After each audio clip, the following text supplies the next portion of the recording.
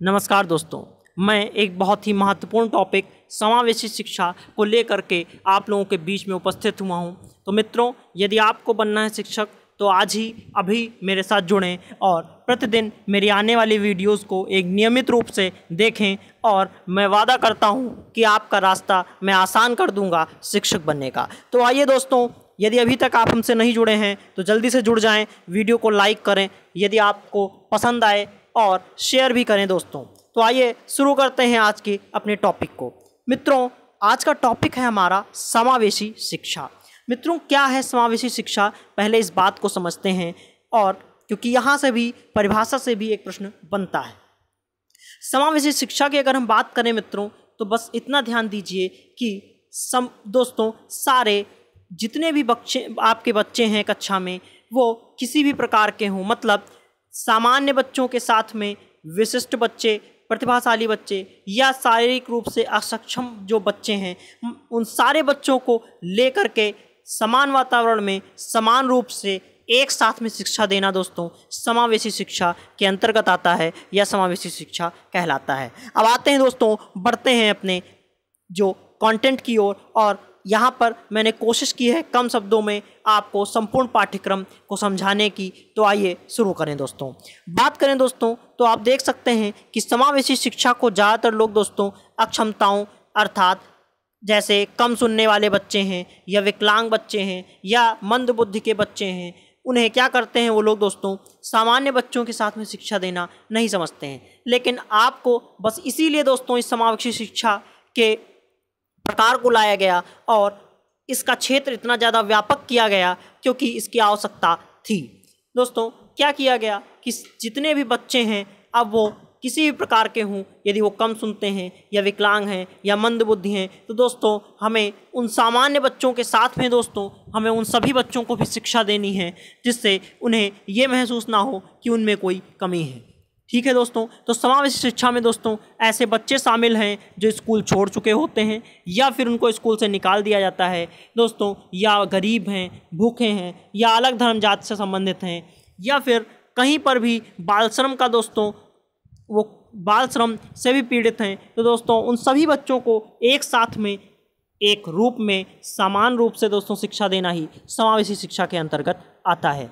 अगर समावेशी शिक्षा के हम दोस्तों समावेशी शिक्षा के अनुसार देखें तो हर एक नागरिक, हर एक अभिभावक, हर एक शिक्षक का दोस्तों ये जिम्मेदारी है कि वो किसी भी ऐसे बच्चे को जो शिक्षा से अभी तक वंचित है उसको अपने प्रयासों के द्वारा, वो चाहे तो स्कूल जैसे भी वो गैर सरकारी हों या सरकारी हों, किसी भी संस्था से दोस्तों जोड़कर उसे शिक्षा से जोड़े दोस्तों, यही समावेशी शिक्षा के अंतर्गत आता है। तो अब बात करते हैं दोस्तों कि समावेशी शिक्षा की आवश्यकता क्यों हुई दोस्तों, क्योंकि किसी भी चीज़ को दोस्तों हम शुरू करते हैं तो हमें उस चीज़ की आवश्यकता होती है। तो आवश्यकता क्यों पड़ी समावेशी शिक्षा की, इस बात पर अगर हम बात करें तो सबसे पहली बात दोस्तों ये है कि आपको याद रखना है कि क्या होता है कि बहुत से स्कूल या विद्यालयों में धर्म या जाति के विभेद करते हुए दोस्तों शिक्षा दी जाती थी। तो इस कारण को या इस समस्या का निवारण करने के लिए दोस्तों समावेशी शिक्षा को भी लाया गया।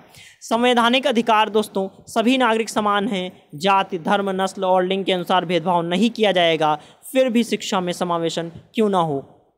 दूसरी बात दोस्तों कि जो शैक्षिक अनुसंधान है उनसे ये बात एक निकल करके सामने आई कि सामान्य बच्चों के साथ में दोस्तों अवांछित बच्चे भी बेहतर सीखते हैं। इसी वजह से समावेशी शिक्षा को लाया गया। जैसा मैंने बताया ना, अभी मैंने शुरू में ही ये बात कही थी कि अगर हम लोग अलग मान लीजिए किसी कम बुद्धि वाले बच्चे को या किसी विकलांग बच्चे को अलग पढ़ाते हैं तो दोस्तों उसके ऊपर एक बार मन में ये बात आ जाती है कि शायद हम में कुछ कमी है। तो हमें दोस्तों उसके मन में, मतलब उसको हमें मेंटली भी इस तरह से मजबूत बनाना है कि उसके दिमाग में ये बातें ना पहुँचें।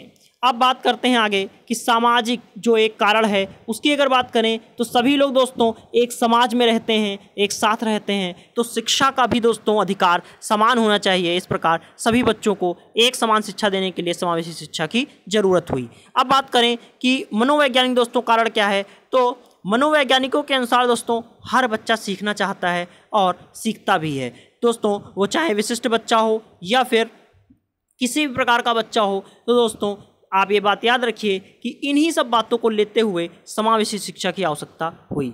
अब बात करते हैं समावेशी शिक्षा से दोस्तों लाभ क्या हुए। तो दोस्तों आप देख सकते हैं कि पहला लाभ हुआ कि आपका जो शिक्षा है उसका सार्वजनिकरण हो गया, मतलब समान रूप से सभी को शिक्षा प्राप्त हुई। अब गरीबी एवं बेरोजगारी का उन्मूलन हुआ। दोस्तों कहते हैं कि जब व्यक्ति शिक्षित होगा तो उसको रोजगार भी मिलेगा। तो दोस्तों यहाँ से एक बात और भी हुई कि जब लोग शिक्षित होने लगे तो समावेशी शिक्षा से दोस्तों ये फ़ायदा भी हुआ कि गरीबी और बेरोजगारी का उन्मूलन हो गया। तीसरी बात कि शैक्षिक और सामाजिक जो भेदभाव दोस्तों था, लिंग, जाति या अलग अलग धर्मों के द्वारा दोस्तों जो एक भेदभाव था वो भेदभाव खत्म हो गया और संवैधानिक अधिकारों का दोस्तों क्रियान्वयन भी हो गया। तो ये 4 लाभ आप याद रख सकते हैं। अब बात करें कि समावेशी शिक्षा दोस्तों एकीकृत शिक्षा से अलग होती है, जहां विशिष्ट जो बालक हैं उनको सामान्य बालकों के साथ ही शिक्षा दी जाती है। इसमें शिक्षण पद्धतियों एवं विषय सामग्री पर परिवर्तन जैसा कुछ नहीं होता।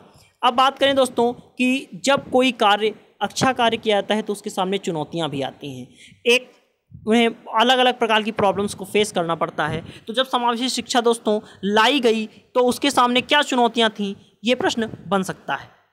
देखिए मित्रों कि समावेशी शिक्षा दोस्तों उसी उम्र से के लिए ही प्रभावित होती है, लेकिन उम्र के अंतर मतलब एक तरीके से मान लीजिए उम्र घट जाती है या बढ़ती है तो वहाँ पर दोस्तों परेशानियों का सामना करना पड़ता है। दूसरी बात, शिक्षकों का दोस्तों विशिष्ट बालकों को पहचान पाना भी मुश्किल होता है कि मान लीजिए कोई बच्चा कम सुनाई देता है तो आप तुरंत देख करके उसको तो नहीं पहचान सकते हैं, आपको उसका पहले से आपको इस बात का एनालिसिस करना पड़ेगा कि हाँ कि वास्तविक कारण या वास्तविक परिस्थितियाँ क्या हैं। आप दैनिक स्तर पर दोस्तों शिक्षण पद्धतियों का दोस्तों कैसे अलग अलग यूज करना है, दृश्य श्रव्य सामग्री की दोस्तों अनुपलब्धता भी रहती है दोस्तों, ये भी एक महत्वपूर्ण चुनौती है। अब आज भी दोस्तों विद्यालयों में ऐसा मूलभूत ढांचा अभी तक नहीं बनाया जा चुका है कि जहां पर समावेशी शिक्षा को दोस्तों बढ़ावा मिले, ये भी एक चुनौती के तौर पर बहुत बड़ा कारण है। अब मूल्यांकन प्रणाली दोस्तों आज भी लिखित परीक्षा पर जोर देती है, जबकि विशिष्ट बालक लिख नहीं सकते। अब दोस्तों अभी मैं आपको ये भी बताऊंगा कि विशिष्ट बालक क्या होते हैं, पहले हम चुनौतियों की बात कर रहे हैं। अब दोस्तों आगे बढ़ें तो समावेशी शिक्षा के दोस्तों अनुरूप जो नियम हैं वो ज़्यादातर दोस्तों किताबों में है, मतलब रटने पर बल देते हुए दोस्तों बल दिया जा रहा है, न कि व्यवहारिकता पर बल नहीं दिया जा रहा है। दोस्तों ये सबसे बड़ी इस चीज़ की चुनौती है कि हम लोग व्यवहारिक नहीं हो रहे हैं, हम लोग प्रैक्टिकली किसी चीज़ को नहीं करना चाह रहे हैं, बस किताबों को रटना और उसी से ज्ञान मिलना यहाँ तक संभव, ये बात समावेशी शिक्षा के लिए बहुत बड़ी चुनौती बन जाती है। अगर अब हम बात करें कि समावेशी जो शिक्षा है दोस्तों वहाँ का जो कक्ष है, मतलब जो क्लास होती है वो कैसी होती है, तो बात करें कि समावेशी कक्षा में दोस्तों सबसे पहली बात कि आपका जो शिक्षक होता है वो आत्मीयतापूर्ण और मित्रवत, मतलब हमें बहुत फ्रेंडली मैनर रखना पड़ेगा बच्चों के साथ में। मान लीजिए हमें किसी बच्चे को समझाना है तो हमें जैसे भी जिस तरह की हम चीज़ उसको समझा रहे हैं वैसे ही हमारे एक्सप्रेशंस होने चाहिए, हमारा हाव भाव वैसा ही होना चाहिए। अब बच्चों को देखकर मुस्कुराना, उन्हें प्रेरित करना, पुनर्बलित करना, ये भी दोस्तों होना चाहिए शिक्षक के गुणों में, मतलब समावेशी शिक्षा को अगर बढ़ावा देना है तो ये सब गुण भी होने चाहिए। दूसरी बात दोस्तों कि कक्षा में शिक्षक के साथ साथ विभिन्न पृष्ठभूमि के बच्चे भी होने चाहिए। ये नहीं है कि एक ही प्रकार के बच्चे बैठे हुए हैं दोस्तों तो फिर वो शिक्षा समावेशी नहीं कहलाएगी। बात करें आगे कि अलग अलग बैठने के बजाय बच्चे घेरा बनाकर दोस्तों बैठें और शिक्षक उनके मध्य में हो, मतलब ये है कि मान लीजिए शिक्षक बैठा हुआ है, उसके आसपास चारों तरफ बच्चे ही बच्चे हों और अलग अलग प्रकार के बच्चे हों, ताकि वो उनसे आपस में बातचीत करके उनकी बातों को समझे और उनका निराकरण भी करे। अब अखबारों की दोस्तों जो अखबार हैं दोस्तों, अखबारों की आपने देखा होगा कटिंग होती हैं, अलग अलग प्रकार की कटिंग या दृश्य श्रव्य सामग्रियाँ हैं, कठपुतली हैं, क्योंकि कुछ बच्चे दोस्तों सुन नहीं सकते तो वो चीज़ों को सिर्फ देखकर ही समझेंगे, इसलिए उस प्रकार के श्रव्य और दृश्य सामग्री भी दोस्तों वहाँ पर होनी आवश्यक है। अब बात करें दोस्तों कि जो शिक्षक है उसको बच्चों की जो विविध प्रकार की विभिन्नताएं हैं, मतलब उसकी पृष्ठभूमि, मान लीजिए कोई बच्चा कम सुन पाता है या कोई बच्चा विकलांग है, किसी भी तौर पर अपंग है या मानसिक उसको कोई कमी है, तो दोस्तों ये बात शिक्षक को पहले से एक दिन पहले से इस बात का प्लान कर लेना चाहिए। अब बात करें कि मूल्यांकन मात्र लिखित ही नहीं दोस्तों होना चाहिए, बल्कि जैसा मैंने बताया प्रैक्टिकल वे में भी, व्यवहारिक भी होना चाहिए, ताकि जो विशिष्ट बच्चे हैं वो भी उससे सीख सकें। और वहाँ पर व्यापक और सतत मूल्यांकन के साथ भी मतलब हमें मूल्यांकन करना चाहिए। ये नहीं है कि हमने सिर्फ लिखित परीक्षा ली और उसी के आधार पर हमने मूल्यांकन कर लिया। अब बात करें आगे की, तो जो अलग अलग प्रकार के जैसा बालक हो या जैसे बच्चे हों वैसी शिक्षण पद्धति का भी प्रयोग होना चाहिए। अब दोस्तों इम्पॉर्टेंट पॉइंट की ओर अगर हम पढ़ें कि अधिगम अक्षमता मतलब लर्निंग डिसेबिलिटी दोस्तों क्या है, यहाँ से प्रश्न आपके बन जाते हैं। क्या है दोस्तों, अब बात समझिए कि बच्चों के द्वारा सीखने, सुनने, पढ़ने लिखने, दिखने या फिर तर्कशक्ति दोस्तों जो कौशल होते हैं, इस प्रकार के किसी भी स्किल में अगर दोस्तों उसको समझने में या करने में प्रॉब्लम हो रही है तो मतलब वो आपका अधिगम अक्षमता में आ जाएगा। मान लीजिए कोई बच्चा सुन नहीं पा रहा है ठीक से, या कोई बोल नहीं पा रहा है, लिखने में उसको दिक्कत है, या जो लिखा हुआ है वो उसको कुछ और पढ़ रहा है तो दोस्तों, या फिर उसमें अलग तर्क नहीं कर पा रहा है, मतलब किसी बात को शिक्षक के सामने रख नहीं पा रहा है, तो ये सब अधिगम अक्षमता में आ जाता है। अब आते हैं अधिगम अक्षमता के दोस्तों रूप की बात करते हैं। दोस्तों यदि हम बात करें तो पहला मैंने जैसा बताया कि बोलने की बात, तो मौखिक अक्षमता की बात करते हैं। तो दोस्तों इसका पहला टाइप मोस्ट इम्पॉर्टेंट है ये अफेज्या। अब याद रखिए कि यदि प्रश्न कैसे बनेगा कि मान लीजिए एक बच्चा है आपकी कक्षा में जो बातचीत जो है करने की अक्षमता मतलब रखता है, कि मतलब वो बातचीत ठीक से नहीं कर पाता है या उसको भाषा से संबंधित कोई दिक्कत है, तो किस प्रकार के अधिगम की अक्षमता में वो आएगा, तो अफेजिया में आएगा। दोस्तों अगर ये डिस्फेजिया बन जाए तो मतलब दोस्तों मान लीजिए आपने देखा होगा बहुत से बच्चे बोलते बोलते आधी बात कह पाते हैं, आधी बात वो नहीं कह पाते हैं, तो इस तरह की अगर बीमारी का कोई प्रश्न बनता है तो वो डिस्फेजिया में आएगा। अगर बात करें पढ़ने की अक्षमता की दोस्तों, तो पढ़ने की अक्षमता से दो तरह के दोस्तों प्रश्न आपके बन जाते हैं। कौन कौन से, देखिए अगर कोई बच्चा लिखने में या मुद्रित जो मान लीजिए छपी हुई भाषा है, मान लीजिए प्रिंटेड जो मटेरियल है किताब से नहीं पढ़ पा रहा है, इस तरह का अगर कोई दिक्कत है दोस्तों या लिख नहीं पा रहा है, तो दोस्तों वो अलेक्सिया से पीड़ित है। लेकिन अगर वो वर्तनी और व्याकरण को गलत पढ़ रहा है, मतलब उच्चारण सही नहीं कर पा रहा है, इस तरह की कोई दिक्कत है, तो वो डिसलेक्सिया से दोस्तों पीड़ित है। ये अंतर समझ लीजिए, क्योंकि यहाँ से जब पेपर कठिन करना होगा तो अलेक्सिया और डिसलेक्सिया आपको दोनों ऑप्शन दे दिया जाएगा और प्रश्न ऐसे पूछ लेगा। मान लीजिए पूछेगा कि मान लीजिए कोई एक बच्चा है जो कि वर्तनी या व्याकरण को गलत पढ़ता है, तो वो किस प्रकार से पीड़ित है, तो मित्रों याद रखिए कि वो डिसलेक्सिया से पीड़ित है, ना कि अलेक्सिया से। ठीक है, आगे बढ़ते हैं कि लिखने की अक्षमता की बात करते हैं। तो लिखने पर अगर हम आ जाएं तो अब आते हैं हम लोग क्या है उसके अलग अलग प्रकार समझते हैं। अगर कोई बच्चा सिर्फ लिखने की अक्षमता उसमें है तो वो अग्राफिया से। दोस्तों याद रखिएगा, जैसे देखिए हम लोग ग्राफ बनाते हैं, तो याद रखिए ग्राफ बनाने में हम लिखने का प्रयोग करते हैं, तो वहाँ पर अगर लिखने की उसमें अक्षमता है मतलब डिसेबिलिटी है, तो वो अग्राफिया से पीड़ित है। अब लिखने की जो अक्षमता दोस्तों है, अगर वो मान लीजिए खासकर किस में हो कि कुछ वर्तनी, जैसे कोई प्रोनाउंसिएशन मान लीजिए कोई शब्द लिखना है उसको गलत उच्चारण करते हुए लिखता है, या फिर समान जो शब्द हैं उनमें वो भ्रमित हो जाता है। मान लीजिए हम लिख दें घर नल, जैसे मान लीजिए नल पल हल, इस तरह से हम बोल रहे हैं तो इसमें वो कंफ्यूज हो जाए, तो इस तरह का जो कंडीशन बनेगी वो आपकी डिस्ग्राफिया में बनेगी। अगर प्रश्न बन जाए कि मान लीजिए कोई बच्चा ऐसा है जो मान लीजिए थक गया, बहुत ज़्यादा लिखते लिखते थक गया, या फिर सोने लगा लिखते लिखते, या सोने की कमी से उसको मान लीजिए गलत लिखने लगे, या थकने की कमी की वजह से गलत लिखने लगे, तो वो आपका अप्रैक्सिया में आएगा। मित्रों ये बात याद रखिएगा।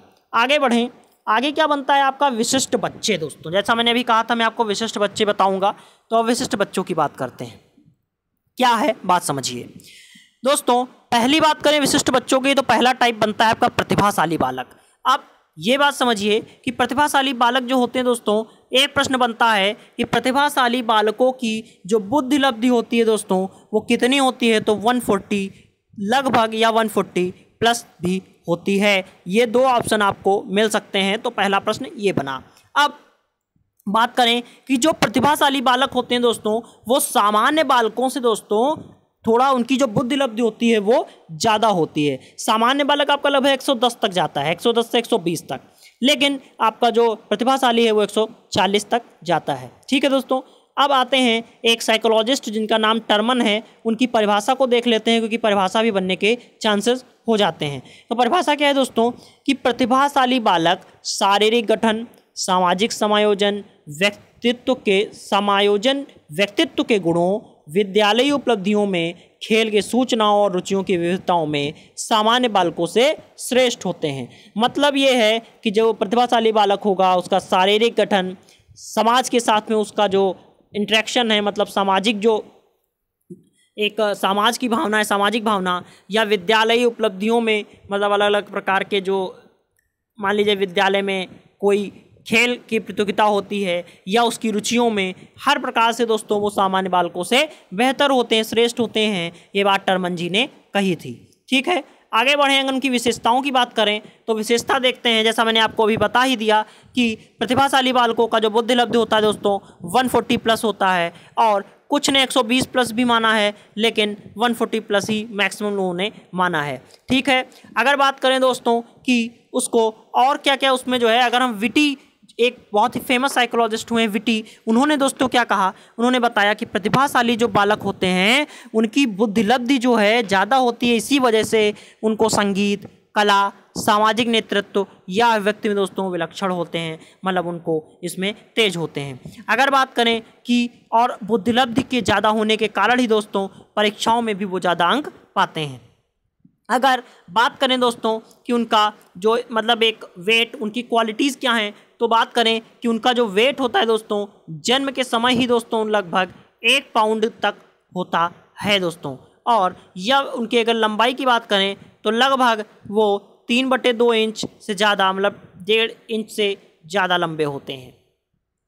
ठीक है, अगर बात करें आगे कि प्रतिभाशाली जो बालक हैं दोस्तों या बालिका हैं दोस्तों, उनके दांत जल्दी निकल आते हैं। ये प्रश्न भी बनने की संभावना है दोस्तों, ये गुण से संबंधित है, तो याद रखिएगा। प्रश्न ऐसे बन सकता है कि मान लीजिए एक बालिका है जिसके बचपन में दांत जल्दी आ जाते हैं, तो कैसी बालिका होगी वो, तो वो प्रतिभाशाली बालिका हो जाएगी। मान लीजिए स्कूल जाने से पहले ही दोस्तों कोई बालिका पढ़ना लिखना सीख जाती है, तो वो कैसी बालिका होगी, आपकी प्रतिभाशाली बालिका हो जाएगी। मान लीजिए प्रश्न आ जाए, एक बालिका ऐसी है या बालक ऐसा है जिसका शब्द भंडार बहुत बड़ा है या ज़्यादा है, तो वो कैसा बालक बालिका है, तो प्रतिभाशाली बालक या बालिका है।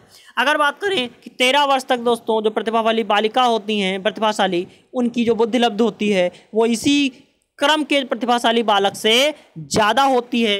ये प्रश्न इम्पॉर्टेंट है, याद रखिए कि अगर आपको 13 वर्ष की बात की जाए और आपसे कहा जाए कि एक दोस्तों प्रतिभाशाली आपका बालक है और एक आपका बालिका है दोस्तों, तो आपका कौन ज़्यादा होशियार होगा, मतलब कौन ज़्यादा प्रतिभाशाली होगा, तो बालिका आपकी ज़्यादा होशियार होगी, ज़्यादा प्रतिभाशाली होगी। आगे बढ़ें अगर, तो बात करते हैं प्रतिभाशाली बालकों की शिक्षा की। दोस्तों आप देखिए क्या होगा, एक तो विशेष कक्षाओं की विशेषता, दूसरा विशेष विषय एवं पाठ्यक्रम की व्यवस्था, वैयक्तिक विधि जैसे प्रोजेक्ट विधि, मतलब उनको प्रोजेक्ट आपने कोई बनाने के लिए दे दिया, कोई ऐसा टास्क दिया और आपने कह दिया कि जाइए आप इस पर रिसर्च करिए और इसको बना करके कंप्लीट करके कोई प्रोजेक्ट बनाइए। और उनका व्यक्तिगत जो शिक्षण, मतलब उनको आप चाहें तो आप व्यक्तिगत शिक्षण की भी मतलब माध्यम यूज कर सकते हैं। दूसरा, उनसे आप संगीत, चित्रकला प्रतियोगिता, खेलकूद, स्काउटिंग या अभिनय, नाटक, इस तरह से भी आप उनकी शिक्षा को दे सकते हैं, उनको प्रोवाइड करा सकते हैं। उनकी कक्षा में उन्नति करके या फिर छात्रवृत्ति प्रदान करके आप उनको शिक्षा दे सकते हैं। आगे बढ़ें कि उनकी पहचान की बात करें, क्योंकि दोस्तों अगर आपको शिक्षक बनना है तो आपको पहचान भी करनी पड़ेगी, कौन सा बालक प्रतिभाशाली है, कौन सा आपका मतलब जो है कम मंद बुद्धि है या कम सुन पाता है या फिर उसको कम दिखाई देता है, आपको ये सब पहचान करना पड़ेगा। ठीक है, तो आप कैसे पहचान करेंगे प्रतिभाशाली बालक की? पहली विधि निरीक्षण विधि आपकी बन जाती है, जिसमें दोस्तों अध्यापक भी निर्णय लेता है और सहपाठी का निर्णय भी ले करके बात की जाती है। अगर बात करें आगे की, तो विशिष्ट दोस्तों आपके जो विशिष्ट योग्यता का हम परीक्षण करते हैं और या फिर हम व्यक्तिगत परीक्षण भी करते हैं। अब बात करें मंदबुद्धि बालक की दोस्तों, तो मंदबुद्धि बालक की अगर हम बात करते हैं तो आप देखिए कि शैक्षिक दृष्टि से मंदबुद्धि बालक वह होता है जो सोच, ग्रहण शक्ति, तर्क शक्ति एवं अवधान केंद्रित करने में अन्य बालकों से दोस्तों कमज़ोर होते हैं। मतलब अगर हम बात करें एक प्रमुख साइकोलॉजिस्ट हिलिंगवर्थ जी के शब्दों में, तो उन्होंने क्या कहा दोस्तों, उन्होंने ये कहा कि आपका जो कम मतलब जो है मंद बुद्धि बालक होते हैं दोस्तों, उनकी बुद्धि लब्धि दोस्तों 70 से दोस्तों कम होती है। ये बात दोस्तों याद रखिए कि उनकी बुद्धि लब्धि 70 से नीचे होगी तो दोस्तों वही बच्चे कैसे हो जाएंगे, मंद बुद्धि बालक हो जाएंगे, ऐसा हेलिंगवर्थ जी ने बताया था। या फिर अगर आप मानसिक मंदता की बात करें तो याद रखिए कि मानसिक मंदता का तात्पर्य उस न्यून बौद्धिक क्षमता से है जो कि समायोजन करने में मतलब एक तरीके से समायोजनशीलता में दोस्तों जिसमें कमी होती है, या तो आप कह सकते हैं कि वो मानसिक मंदता है। मतलब अगर कोई व्यक्ति बच्चा समायोजन करने में, सामाजिक समायोजन करने में असक्षम है या उसकी बौद्धिक क्षमता उससे कम है तो आप कह सकते हैं कि वो मानसिक मंदता का शिकार हो गया है। अगर विशेषताओं की बात करी जाए तो विशेषताओं में आपको मैं दिखा सकता हूँ कि एक तो उसमें बौद्धिक न्यूनता होगी, दूसरा हीन व्यक्तित्व, शैक्षणिक दोस्तों पिछड़ापन होगा, मतलब जिस हिसाब से जिस कक्षा में वो है उसको उस ज्ञान मतलब उसका ज्ञान नहीं है। एक बात और याद रखिए, प्रश्न एक बार और बन सकता है कि यदि कोई बच्चा कक्षा 5 में है और वह कक्षा 4 के प्रश्नों को हल नहीं कर पा रहा है तो वो किस प्रकार का बच्चा है, तो दोस्तों वह भी आपका पिछड़ा बच्चा कहलाएगा। सीमित दोस्तों उसमें प्रेरणा और पिछड़ापन होता है, असामान्य शारीरिक संरचना होती है तथा कुसुमायोजन अर्थोपार्जन के लिए दोस्तों वो अयोग्य होता है। बात करें आगे की कि शिक्षण योग्य जो आपका मंद बुद्धि बालकों की शिक्षा है वो कैसी होती है, तो बात करते हैं। एक तो उनको व्यवसायिक प्रशिक्षण की आवश्यकता है, पारिवारिक उत्तरदायित्व की उनको शिक्षा देनी चाहिए, प्रोत्साहन उनका किया जाना चाहिए और खुद से दोस्तों उन्हें देखभाल करने का प्रशिक्षण दिया जाना चाहिए। ये बात याद रखिए कि आज का जो करंट आपका करिकुलम फ्रेमवर्क है मतलब शिक्षा नीति, वो क्या कहती है कि बच्चे को, कोई भी बच्चा है उसे दोस्तों स्वयं करके सीखने पर वो बल देती है। ये बात याद रखिए, यहाँ से प्रश्न बहुत ज़्यादा बनता है कि कोई भी बच्चा है तो वो स्वयं करके सीखे। ये बात आपकी नई शिक्षा पद्धति कहती है। मतलब ये नहीं है कि आपने बच्चे को करने का मौका ही नहीं दिया तो वो बच्चा दोस्तों क्या होगा, धीरे धीरे जो उसके सोचने की क्षमता है, उसके मतलब एक तरीके से व्यवहारिक जो क्षमता है वो दोस्तों कम होती जाएगी और बच्चा पिछड़ता जाएगा। तो ये बात भी याद रखिए। इसलिए आपको क्या करना है, स्वयं सीखने पर बल देना है उसको कि वो खुद करे। मतलब प्रोजेक्ट विधि या फिर अन्य विधियों का आप यूज कर सकते हैं। उन्हें अभिव्यक्ति में जो दोस्तों ज़्यादा छूट देनी चाहिए, मतलब बच्चों को अपने विचारों को प्रदर्शित करने मतलब प्रकट करने का भी मौका देना चाहिए। मांटेसी प्रणाली, सीखो और कमाओ, खेल विधि के द्वारा भी शिक्षा देनी चाहिए। अब बात करें सृजनात्मक बालक की। अगर बात करें दोस्तों सृजनात्मक बालक, तो जैसा आप समझ सकते हैं सृजनात्मकता मतलब क्रिएटिविटी, ठीक है दोस्तों। तो मतलब ऐसे बच्चे जिन्हें नई नई वस्तुएं बनाना, नए विचारों का मतलब उन्हें ज्ञान होना, मतलब उनके दिमाग में नए नए विचार आना, या फिर वो नवीनता को प्रकट करते हैं, तो ऐसे बच्चे सृजनात्मक बालक कहलाते हैं। मतलब क्रिएटिव चिल्ड्रंस आप उनको कह सकते हैं, क्रिएटिव चिल्ड्रंस, सॉरी दोस्तों चिल्ड्रन, क्रिएटिव चिल्ड्रन, ठीक है। अगर बात करें विशेषताओं की तो आप ध्यान रखिए कि दोस्तों ये बात याद रखिए, जितना भी मैं आपको बता रहा हूँ यहाँ से कुछ भी बेकार नहीं है। सारा प्रश्न बनने के लिए बन सकता है। ये मत सोचिए कि ये एक थ्योरेटिकल प्रिंटेड मटेरियल है तो आपके लिए काम का नहीं है, क्योंकि यहाँ पर जो विशेषताएं, अब आपसे प्रश्न पूछ सकता है कि 4 विशेषताएं आपको दे देगा और पूछेगा बताइए इनमें से सृजनात्मक बालक की कौन सी विशेषताएँ नहीं हैं या इसमें से कौन सी सृजनात्मक बालक की विशेषता है, तो आपको वो बहुत ज़्यादा हेल्पफुल रहेगा। आप याद रखिए मित्रों कि पहली बात तो साहसी होना चाहिए, जिज्ञासु, बौद्धिक स्थिरता हो, संवेदनशील हो, मतलब बहुत ज़्यादा एक्टिव हो, स्वस्थ सटीक आलोचक हो, सर्वश्रेष्ठ बनने की उसमें इच्छा हो कि हम सबसे आगे रहें दोस्तों। परंपरा विरोधी, मतलब परंपराओं को मतलब एक लकीर का फ़कीर ना हो, मतलब एक तरीके से ना मतलब वो चीज़ों को, नई चीज़ों को करने पर उसमें बल देता हो। दूसरी बात कि बाल का खाल निकालने वाला, मतलब समस्या समाधान में आगे रहता हो, नवीन उपाय की खोज करता हो। तो इस तरह की दोस्तों आपको बच्चे अगर कोई भी एक गुण नज़र आए तो वो आपका सृजनात्मक बालकों में आ जाता है दोस्तों, ठीक है। आप बात करें एक प्रश्न और कि टॉरेंस जी ने कितने गुण बताए थे सृजनात्मक बालकों के, तो 84 दोस्तों मेरिट मतलब 84 गुण उन्होंने बताए थे सृजनात्मक बालकों के। अगर बात करें सृजनात्मक बालकों की शिक्षा की, तो आप क्या कर सकते हैं, सबसे पहली बात कि आपको एक क्रिएटिव मतलब सृजनात्मकता से का वातावरण वहाँ तैयार करना पड़ेगा। सृजनात्मकता को प्रोत्साहन, मान लीजिए कोई बच्चा कोई नवीन रचना कर आपके सामने लेकर आता है या नवीनता प्रदर्शित करता है, तो आपको उसे प्रोत्साहित करना है, उसका पुनर्बलन करना है। उसे आप वैयक्तिक शिक्षण की भी पद्धति अपना सकते हैं, उसके लिए मतलब व्यक्तिगत शिक्षण दे सकते हैं। दूसरी बात, पारंपरिक सोच में निकलने में मदद, मतलब जो चीज़ जैसा मैंने बताया कि दोस्तों कि बाल का खाल निकालने वाला और परंपरा का विरोधी होता है बच्चा, मतलब तो अगर वो कोई पारंपरिक सोच में पड़ जाता है तो उससे भी आप निकलने में उसकी मदद कीजिए। विचार को प्रकट करने की उसको स्वतंत्रता दे दीजिए, मतलब ऐसा ना हो कि बच्चा कोई बात उसके दिमाग में आए और वो अपने मन में ही रखे रहे, तो ये बात भी उसके लिए मतलब दोस्तों ठीक नहीं है, और समय समय पर आपको उसकी मदद भी करते रहना है। अब बात करते हैं समस्यात्मक बालक, यहाँ से ही प्रश्न बने हैं। तो समस्यात्मक बालकों की बात करें दोस्तों, तो इस तरह के आपके जो बच्चे आते हैं, मतलब जो किसी न किसी रूप से, चाहे वो व्यक्तिगत हो, शारीरिक हो या मानसिक हो, मतलब किसी भी प्रकार से दोस्तों वो सामान्य बालकों से कम मतलब स्तर के हों, या फिर उनमें जो गंभीरता है वो एक असाधारण रूप से हो, तो ऐसे बालक समस्यात्मक बालकों में आते हैं। अगर हम बात करें वर्गीकरण की, तो एक आपका अति कुशाग्र बुद्धि वाले, अकाल प्रौढ़ बालक, पिछड़े बालक या अपराधी बालक, ये 4 कैटेगरी बनती हैं समस्यात्मक बालकों की। ठीक है, आगे बढ़ें तो याद रखिए मित्रों कि आपका जो अति कुशाग्र बालक है, मतलब लगभग 180 से 190 बुद्धि लब्धि वाला बालक आपका दोस्तों समस्यात्मक बालक है। अब दोस्तों इतने मतलब कुशाग्र बालक को, इतने प्रतिभाशाली बालक को दोस्तों समस्यात्मक बालक क्यों कहा गया, तो आप बात समझिए ऐसा क्यों है। दोस्तों ऐसा इसलिए है कि जो इतना ज़्यादा कुशाग्र बालक होगा, मतलब बहुत ज़्यादा प्रतिभाशाली होगा, तो वो सामान्य बालकों के साथ में दोस्तों समायोजन नहीं कर पाएगा, इसी वजह से उसको समस्यात्मक बालक की श्रेणी में रखा गया है। अब ऐसे बालकों की शिक्षा हम कैसे करेंगे, उन्हें शिक्षा हम कैसे देंगे, तो बात समझिए।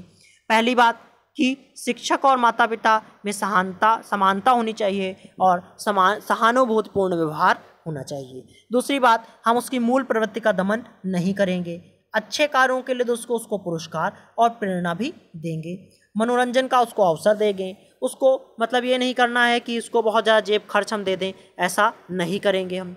मनोरंजक उसको शिक्षण विधि का हम प्रयोग करते हुए उसको समझाएंगे। अनुशासन देना या स्वयं अनुशासन में रहते हुए हम उसको शिक्षा देंगे, और शैक्षिक और व्यावसायिक निर्देशन भी देते हुए हम उसको शिक्षा देंगे। अब आते हैं आगे। दोस्तों यदि वीडियो अच्छी लग रही है, आपको मेरी कोशिश ठीक लग रही है दोस्तों, हालांकि थोड़ा बड़ा टॉपिक है, आपको समय लगेगा चीज़ों को, कि एक ही वीडियो में इतना बड़ा कलेक्शन ले करके एक वीडियो बनाना थोड़ा सा टाइम टेकिंग है, तो आपको समय लगेगा, लेकिन यकीन मानिए कि समावेशी शिक्षा अगर आप ध्यान से मेरे साथ सहयोग करते हुए मेरा पढ़ते हैं और 1-2 बार आप रिमाइंड करके चीज़ों को देखते हैं, तो यकीन मानिए कि आपको किसी किताब, किसी भी अलग मटेरियल की ज़रूरत नहीं है, बस आप यहाँ से ही समावेशी शिक्षा को पूरी तरह से ख़त्म कर देंगे, ये मेरा वादा है।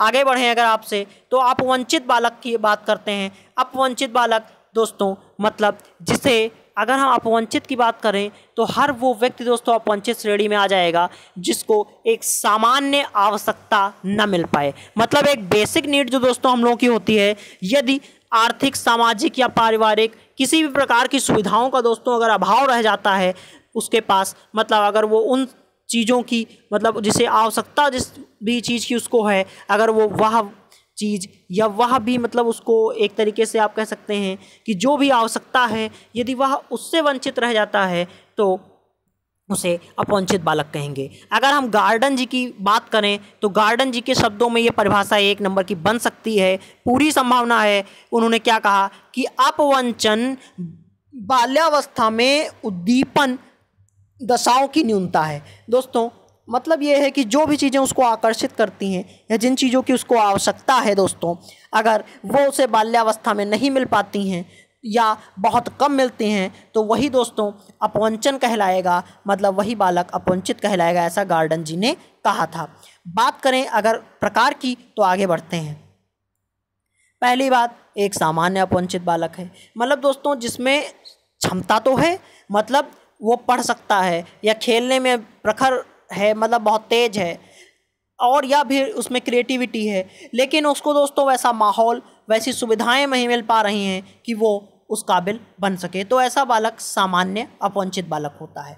अगर बात करें विशिष्ट अपवंचित बालक की, तो ऐसे बालक दोस्तों व्यक्तिगत रूप से अक्षम होते हैं और इसी वजह से दोस्तों वो विकास से वंचित रह जाते हैं, मतलब वो आगे नहीं बढ़ पाते हैं। अब उनके अपवंचन के कारण क्या हैं, मैं उनसे आपको अवगत कराने की कोशिश करता हूँ।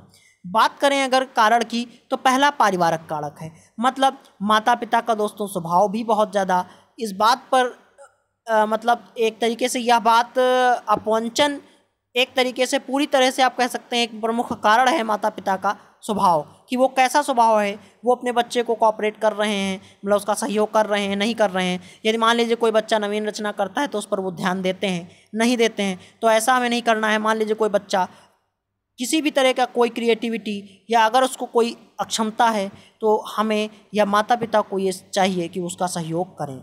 दूसरी बात अनाथ बालक, तीसरा पक्षपातपूर्ण व्यवहार और चौथा माँ बाप की अशिक्षा।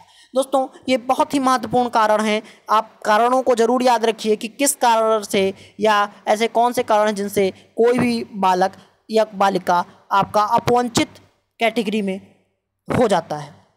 दोस्तों तो पहली बात मैंने बताई कि माता पिता का स्वभाव, दूसरा यदि कोई बालक अनाथ है, मतलब उसको कोई सपोर्ट नहीं है, तो वो ऐसा हो सकता है। तीसरी बात पक्षपात, जब हम कोई दोस्तों एक समान न्याय ना करते हुए पक्षपातपूर्ण या पक्षपात करते हुए हम शिक्षा देते हैं, तो वहाँ पर भी ऐसी परिस्थितियाँ बनती हैं। और अगर माँ बाप की दोस्तों अशिक्षा है, मतलब वो शिक्षित नहीं है, उन्हें इतना ज्ञान नहीं है, तो दोस्तों कि हमें अपने बच्चे के किस प्रकार से बच्चे के साथ पेश आना है, या हमें उसे किस प्रकार से क्रिएटिव, अगर उसमें कोई क्रिएटिविटी का गुण है या फिर अन्य कोई गुण है, उसको कैसे विकसित करना है, तो यह भी दोस्तों अपवंचित कैटेगरी में बालक के जाने का कारण हो सकता है। अगर सामाजिक कारण की बात करें तो एक वैमनस्यता, दूसरा आंदोलन या फिर दंगा फसाद, आर्थिक कारण और चौथा वैयक्तिक कारण। वैयक्तिक कारणों में दोस्तों यदि कोई बच्चा देखने में, बोलने में, सुनने में इस तरह से उसमें कोई विकार है, मतलब या फिर कोई भी अगर शारीरिक अक्षमता है, तो वो आपके अपवंचित बालक की कैटेगरी में, मतलब वंचित बालक हो जाएगा। बात करें आगे, तो अपवंचित बालकों की शिक्षा दोस्तों कैसे करनी है हमें, मतलब कोई बच्चा अपवंचित ना हो तो क्या करना है हमें, आप समझिए। पहला, एक तो उचित वातावरण के साथ, मैंने जैसे बताया ना कि समावेशी शिक्षा का मतलब यही है कि हमें ऐसा माहौल बना करके, बच्चों के अनुसार हमें माहौल बनाकर शिक्षा देना है। तो पहला आपका वातावरण उचित होना चाहिए। दूसरा, अधिगम अपवंचन के जो कारक हैं, जब मैंने कारक आपको ये कारक बताए, इन सारे कारकों को आपको दूर करना है, आप कोशिश करिए। तीसरी बात, पक्षपात जो रहित व्यवहार करें, मतलब पक्षपात नहीं होना चाहिए, समान आपका व्यवहार होना चाहिए, कैसा भी बच्चा हो। चौथी बात, पारिवारिक संबंध मधुर बनाएं, मतलब परिवार में कलह ना हो, बहुत बच्चे आसानी से उनको अच्छा माहौल मिले।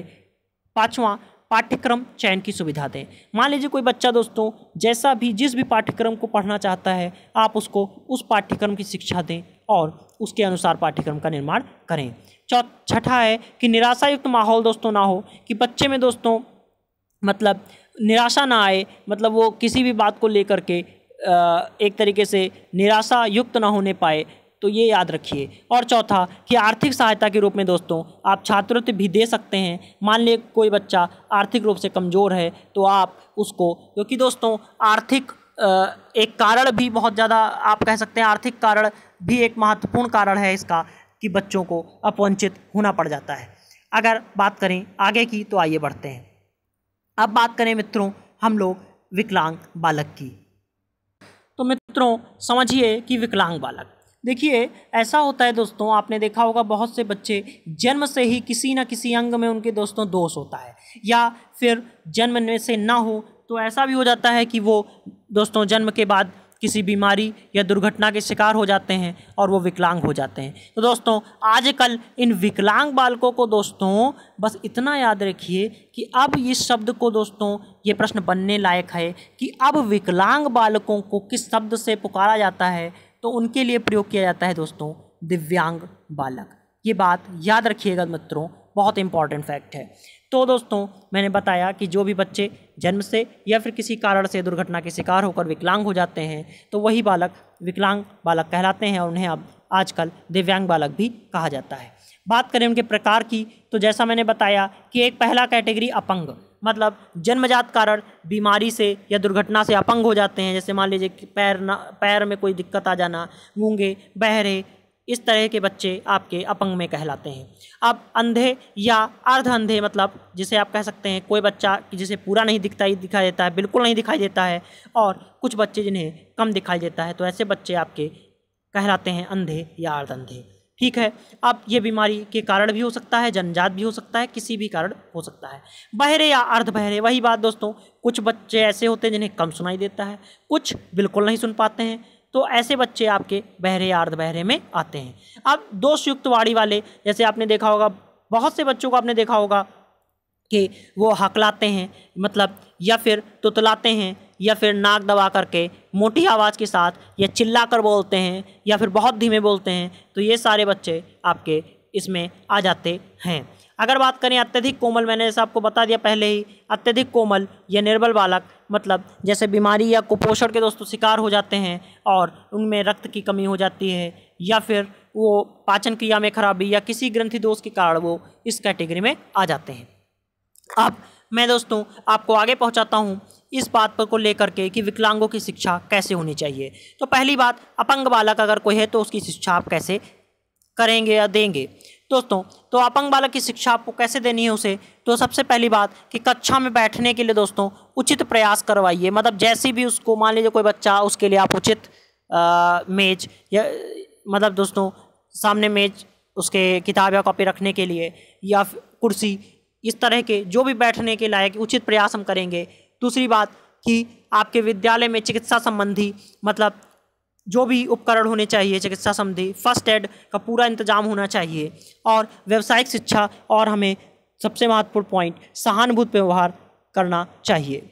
आगे बात करें अंधे या अर्ध अंधों के लिए, तो सबसे पहली बात कि इनके लिए दोस्तों महत्वपूर्ण प्रश्न को मैं लेकर के यहाँ से एक बनाने के लिए मैं आपको बता दूं कि यहाँ से एक प्रश्न बन जाता है कि क्या अंधे बच्चों के लिए कौन सी दोस्तों लिप यूज की जाती है। तो याद रखिए कि जो अंधे होते हैं, अंधे बच्चे, उनके लिए या अर्ध अंधे, उनके लिए दोस्तों ब्रेल लिप का दोस्तों यूज किया जाता है। ये बात आप याद रखिएगा दोस्तों, ठीक है। ब्रेल लिपि, अगर बात करें कि ब्रेल लिप की, तो ब्रेल लिप को दोस्तों लुईस ब्रेल नाम के व्यक्ति ने बनाया था, जो कि अंधे बच्चों के लिए ही बनाई गई थी। और इसमें दोस्तों एक प्रश्न और बन जाता है कि इसमें कितने बिंदुओं, एक पंक्ति में कितने बिंदुओं की श्रृंखला होती है, तो 6 बिंदुओं की दोस्तों यहाँ पर ब्रेल लिप बनी होती है, और जिस पर दोस्तों उभरे हुए अक्षर बने, मतलब उभरे हुए थोड़े से अक्षर बने होते हैं, जिन पर बच्चे हाथ फेर करके उसको पढ़ते हैं दोस्तों, मतलब पढ़ते क्या समझ लेते हैं, ठीक है।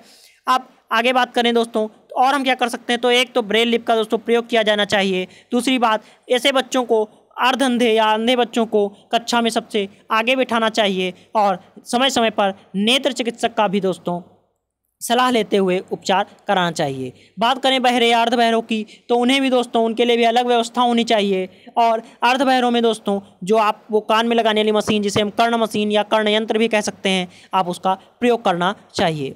बात करें अगर दोषयुक्त वाले, जैसे मतलब आपके तुतलाने वाले, हकलाने वाले, या इस तरह से जो बच्चे बहुत तेज़ बोलते हैं या धीरे बोलते हैं, मोटी आवाज़ के साथ नाक दबाकर बोलते हैं, ऐसे बच्चों को दोस्तों आपको क्या करना है कि आपको शल्य चिकित्सा के द्वारा उनका समाधान या निवारण करना चाहिए। बात करें अगर हम आगे की, तो आगे आपका कोमल और निर्मल बालक आते हैं। कोमल निर्मल को मैंने बताया, जैसे कोई बच्चा पाचन क्रिया में खराबी हो गई, रक्त की कमी हो गई, ग्रंथि दोष, ये सब कारण, तो ये मतलब इनको दूर करने के लिए हमें क्या करना है कि उन्हें पौष्टिक भोजन का प्रबंध करना है। उनके लिए शारीरिक जांच उनकी करवाते रहना समय समय पर। दूध, अंडे या जो भी प्रोटीन वाले पदार्थ हैं, दालें, सोयाबीन, इन सब का प्रयोग करते हुए उनके लिए उचित व्यवस्था करनी है। अब आते हैं अधिगम निरयोग्य बालकों के बारे में जानते हैं। बात करें अधिगम निरयोग्य बालक, तो दोस्तों बहुत इंपॉर्टेंट ये टॉपिक है, यहाँ पर आप स्टार लगा सकते हैं कि ये इंपॉर्टेंट फैक्ट यहाँ से बन सकते हैं। तो बात करें सबसे पहले अधिगम निरयोग्य बालकों के बारे में, मतलब इस तरह के इस क्षेत्र में सबसे पहले प्रयास किसने किए, तो दोस्तों याद रखिए आपके सैमुअल कुक नाम के एक व्यक्ति थे, जिन्होंने इस क्षेत्र में सबसे पहले 1964 में प्रयास किया इस क्षेत्र में। ठीक है, तो ये प्रश्न आपका 1 नंबर में बन जाता है। अब दोस्तों बात करते हैं कि अधिगम निर्योग्यता वाले बालक होते कौन से हैं। तो मतलब जैसे एक तरीके से कि जैसे आपने कामचोर टाइप बालक देखे हैं जो काम नहीं करते हैं दोस्तों, या फिर वो जान करके कक्षा में आपके अलग अलग प्रकार के मतलब जो है कार्य करते हैं जिससे कक्षा में व्यवधान होता है, या फिर आप कह सकते हैं चोर बालक, या अपने मस्तिष्क को सुचारू रूप से न कार्य कराने वाले बालक, बोलने में असमर्थ हों जो, या फिर लिखने में असमर्थ हों, समझने या पढ़ने में असमर्थ हों, गणित की संक्रियाओं को करने में उन्हें कठिनाई होती हो, तो ऐसे बालक दोस्तों आपके अधिगम निर्योग्य बालकों की श्रेणी में आते हैं। अगर बात करें कि साधारण मतलब अर्थों में अगर हम देखें तो आप कह सकते हैं कि अधिगम निर्योग्य बालक जो होते हैं दोस्तों उन्हें सुनने में, बोलने में, लिखने में, पढ़ने में, गणित संक्रियाओं से संबंधित अक्षमताएं होती हैं। ठीक है, ये आंतरिक भी हो सकती हैं, बाह्य भी हो सकती हैं। अब इम्पॉर्टेंट एक प्रश्न और कि क्लीमेंट ने दोस्तों 1966 में अधिगम निर्योग्य बालकों की दोस्तों 99 दोस्तों विशेषताएं बताई थी। और दोस्तों मैं आपको बताऊं कि सॉरी दोस्तों, ये 99 नहीं है, ये 9 है। यहाँ पर 9 विशेषताएं बताई और वो सारी की सारी निर्योग्यताएं दोस्तों इन तरह के बच्चों में पाई जाती हैं। वो मैं आपको दिखा रहा हूँ कि कौन सी 9 निर्योग्यताएं पाई जाती हैं। देखिए, एक तो वो अतिक्रियाशीलता प्रदर्शित करते हैं, दूसरी बात प्रात्यक्षिक गतिक न्यूनता, तीसरी सावैंगिक अस्थिरता, मतलब वो बहुत ज़्यादा, मैंने बताया ना कि बहुत एक लेजी टाइप से कह सकते हैं आप। दूसरी बात कुसुमायोजन, मतलब चीज़ों के साथ समायोजन करने में मतलब बहुत ज़्यादा असक्षम होते हैं, जल्दी ज़्यादा समायोजन नहीं कर पाते हैं। प्रोत्साहन की दोस्तों उनमें कमी होती है। और बाधित चिंतन एवं स्मृति, मतलब उनकी जो याद रखने की मतलब क्षमता है या फिर जो बौद्धिक उनकी क्षमता है वो कम होती है। अगर बात करें आगे की तो उनमें विशिष्ट शैक्षिक योग्यताओं की जो जैसे गणित की संक्रियाएं करना है या फिर शब्द ज्ञान है, इन सब का अभाव होता है या इनमें वो मतलब न्यूनता प्रदर्शित करते हैं। और एक अवधान समस्या, मतलब जैसा मैंने बताया ना कि कक्षा में अलग अलग प्रकार के काम करना, कक्षा में डिस्टर्ब करना, मान लीजिए समय से ना आना, कक्षा में शोर मचाना, इस तरह के कार्य भी ये सब बच्चे करते हैं। और उनका आखिरी गुण कि तंत्रीय और विद्युत तरंगों के दोस्तों वो क्या होते हैं, उनमें भी असमरूपता भी प्रदर्शित करते हैं। तो मित्रों आगे अगर बात करें कि उनका मूल्यांकन आप कैसे करेंगे, तो उनके मूल्यांकन से संबंधित मैं आपको ये महत्वपूर्ण बिंदु से जितने भी बिंदु दिखा रहा हूँ सारे अपने आप में बहुत ज़्यादा महत्वपूर्ण हैं। यहाँ से प्रश्न पक्का एक बन जाएगा, आप ध्यान दीजिए दोस्तों। मनोवैज्ञानिक दशा का अगर मूल्यांकन करना है तो आप क्या करेंगे, ऐसे बच्चों का बुद्धि परीक्षण IQ टेस्ट करेंगे। ठीक है दोस्तों, अगर हमें मनोस्यादुविक दशा का आकलन करना है तो आप कैसे करेंगे दोस्तों, उसके लिए याद रखिए कि बेंड विजुअल मोटर गेस्टाल्ट का दोस्तों प्रयोग किया जाता है। अगर बात करें आगे की तो दोस्तों जैव रासायनिक दशा का दोस्तों आकलन अगर आपको करना है तो आप क्या करेंगे, इसके लिए रक्त शर्करा दोस्तों परीक्षण 17 KT जो बक्सा परीक्षण, या फिर 17 KT जो दांत मतलब जो है जांच परीक्षण है, या फिर थायराइड ग्रंथि का परीक्षण, इस तरह के परीक्षण भी आप करेंगे। अब अधिगम निर्योग्यता के मापदंड के दोस्तों अगर गणितीय प्रयोग देखें तो मानसिक स्तर के लिए आप क्या करेंगे, ये सूत्र याद रखिए दोस्तों। इसका प्रमाणीकरण हैरिस जी ने 1961 में किया था। तो ये प्रश्न बन सकता है कि अधिगम निर्योग्यता का दोस्तों मानसिक स्तर का जो है परीक्षण किसने दिया, 1961 में हैरिस जी ने दिया। और याद रखिए RE बराबर MA-5 या फिर MA is equal minus IQ into CA/100। अगर निष्पादन स्तर अगर हमें बताना है तो इस विधि का दोस्तों प्रतिपादन ब्रांड एवं टिकट के द्वारा 1964 में किया गया, याद रखिएगा दोस्तों। अगर बात करें अधिगम निर्योग्यता लब्धांक हम कैसे निकालेंगे तो याद रखिए यह विधि दोस्तों प्रसाद एवं श्रीवास्तव जी ने विकसित की थी।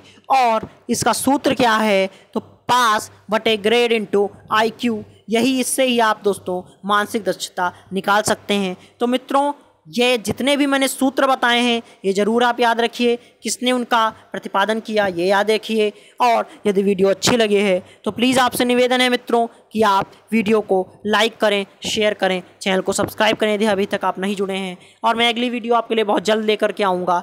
दोस्तों, समावेशी शिक्षा से अब कोई प्रश्न बाहर से नहीं आना है, ये मेरा वादा है। आप किसी भी प्रकार के एग्जामिनेशन पेपर को उठा कर देख लीजिए, वो आपका चाहे DSSB हो, CTET हो, UPTET हो, STET हो, आपका राजस्थान का जो रीट होना है, या फिर किसी भी लेवल के शिक्षक भर्ती के एग्ज़ाम को आप देखिए, अगर समावेशी शिक्षा से बाहर प्रश्न आए तो आप बताइएगा, ऐसा होना ही नहीं है। तो दोस्तों, अगर ये वीडियो अच्छी लगी है तो एक बार फिर से निवेदन है आपसे कि आप मेरा सहयोग करें। बहुत बहुत धन्यवाद दोस्तों, आपका दिन शुभ हो।